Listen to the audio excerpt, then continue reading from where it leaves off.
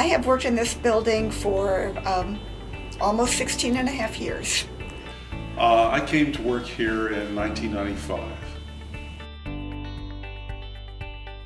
Most of what I know about the history of the building has come from visiting with faculty that were here longer than me, especially our Professor Emeritus Pat Knight, who unfortunately has passed away. But she told me a lot about the history of the building. Stories about from when this was the only building on campus. The entire campus was Ordway Hall at first. Well, this building was changed actually the year I started in 1995. So essentially I walked into what was a new building inside. Mm-hmm. And what's it like is that it's appointed very nicely for whatever's in here. So for instance, we have those two large gymnasium rooms, and they're taken care of very nicely. They have plenty of space, like fencing. It's just perfect for them. The president's office is now the office of Dr. Mary Dodson, mm-hmm. and there's a door between that office and another office that we now use for adjunct faculty, and that was where the president's secretary was. Our writing lab, English writing lab, so I have heard, used to be the college library. And Pat told me that there used to be a big fireplace in there, and in the wintertime they'd build a fire and there were chairs in front of it, and students and faculty could sit in the chairs in front of the fire and read the library books. The fact that when it was remodeled the last time, they put kind of some funky wall covering on, which is not representative of the wonderful architecture that the architect Guy Carlander had anticipated.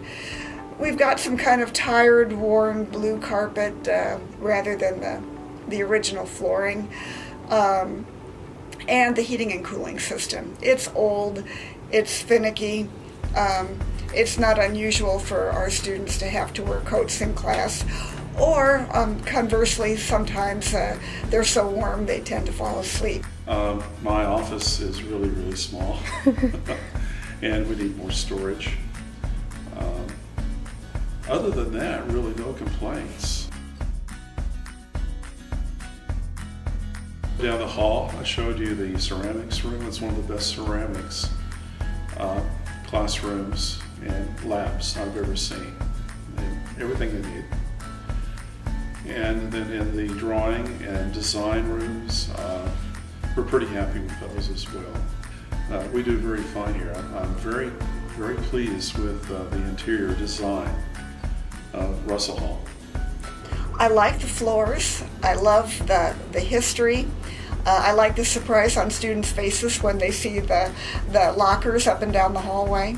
But my favorite part of all are the scholarly gnomes that are on the corners of some of the buildings. They're clever little gnomes, one reading and one writing, and I think it represents what we do in Ordway Hall, because we celebrate reading and writing every day. I think what I really like about the building is we're in a historical building finished in 1939, and after all these years later, we can still function nicely inside the building with the renovations they made.